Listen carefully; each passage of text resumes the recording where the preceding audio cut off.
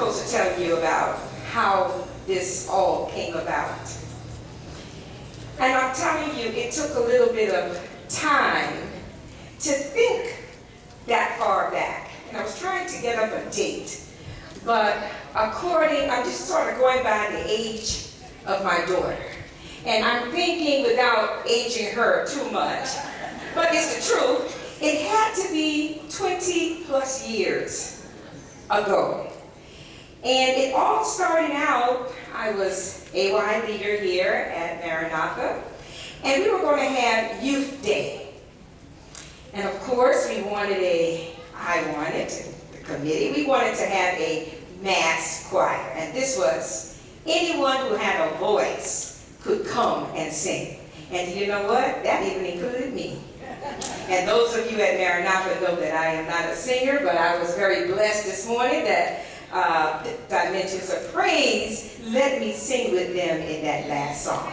Amen. So I did my Maranatha debut.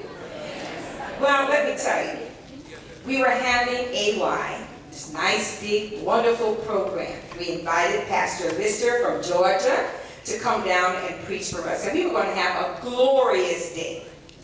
No one knew that behind the scenes, getting this choir together was very easy. It was easy in that you put out the notice that we were going to do this mass choir, and we had the young people to come out in groves. We had no problems with rehearsals, getting them out here, even getting them enthused about doing this. Our biggest problem was we didn't have a pianist.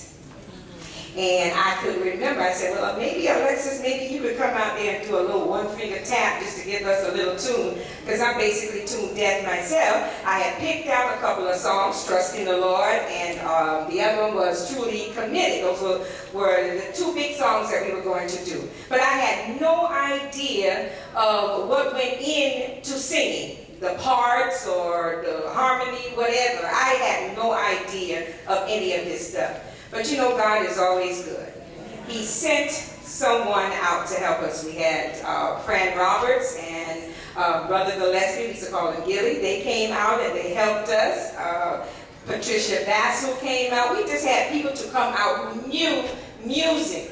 And they came out and helped us, and we had a wonderful time. This choir has meant a lot to Maranatha. And they have grown. It has exceeded any of my expectations because I never thought that it would really carry on. But it was, that debut performance was so grand until it was requested, it cannot die out like this. So Fran Roberts and Gilly had a turn at being choir director, Donna Petrie at the time, even Patricia Johnson-Bassel, with the choir. But our longest and dearest leader has been Berlandi. Amen.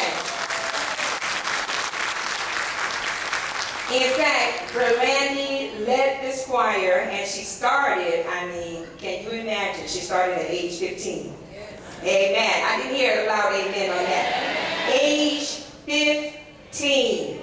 That means that a lot of the members on this choir were maybe a couple of years older than she was. Some were her own peers, but she was able to get the respect of everyone. And she is a dynamic leader, and she has led this choir.